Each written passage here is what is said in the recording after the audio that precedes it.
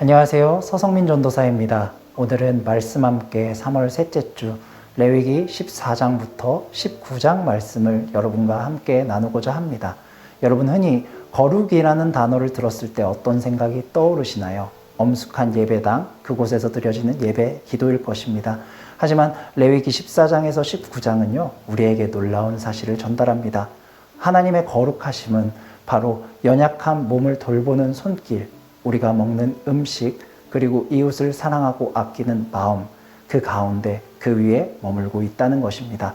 레위기 14장부터 19장까지 함께 살펴보면서 하나님의 이러한 마음, 레위기의 핵심 메시지를 누리길 소망합니다. 먼저 월요일 메시지 그리고 화요일 메시지인 레위기 14장부터 15장을 함께 살펴보고자 합니다. 이 두 장에는요, 인간의 연약해진 몸을 살펴보는 규례에 대해서 기록이 되어져 있습니다. 어떻게 보면 나병 환자가 다시금 거룩함을 얻어서 공동체 가운데로 돌아오는 과정이나 유출병 환자가 거룩해지기 위해 해야 되는 규례들은요, 야속하게 느껴질 수 있습니다. 하지만 월요일, 화요일 말씀인 이 두 장을 자세히 살펴보다 보면 하나님의 섬세한 손길을 느낄 수가 있습니다. 게다가 이 나병에 대한 규례는요, 몸뿐만 아니라 집과 의복에 대한 내용들까지 기록이 되어 있습니다.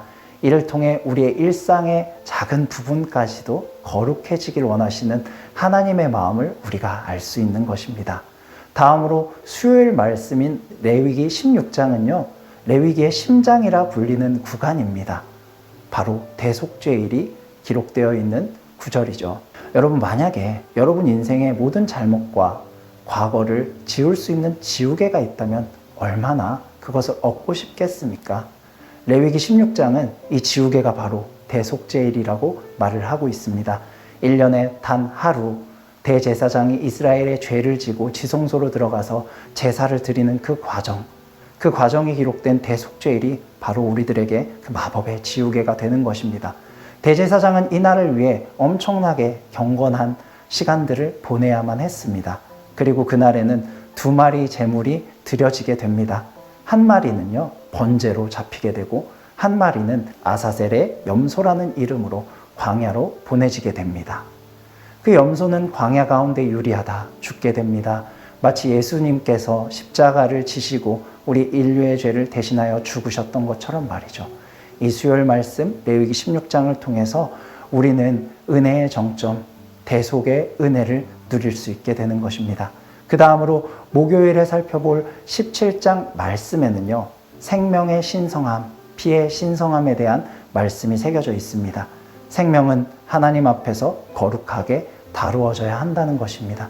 그리고 하나님 앞에 있는 생명만이 진정한 가치 있는 생명이 될 수 있다는 것을 우리는 17장을 통해서 알 수 있는 것입니다.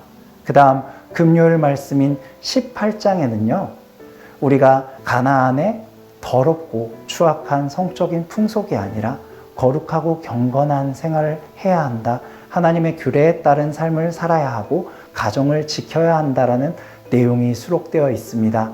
하나님 백성으로서의 자부심은요, 단순히 이스라엘이란 혈통에서 나오는 것이 아니라 거룩하고 구별된 삶을 살아갈 때, 하나님의 규례를 따라 살아갈 때 지켜지고 세워질 수 있다는 것이 금요일 말씀인 레위기 18장을 통해 우리에게 전달되어지는 것입니다. 마지막입니다. 레위기 19장 토요일 말씀은 우리 거룩의 실천편입니다. 거룩은 다른 것이 아닙니다. 대단해 보이는 어떤 것이 아닙니다. 이웃을 위하여서 밭에 한 모퉁이를 추수 때에 남겨놓는 것, 이웃을 내 몸과 같이 사랑하는 것, 이웃을 정직함으로 대하는 것이 거룩이다. 이것이 바로 레위기 19장이 말하고 있는 교훈인 것입니다.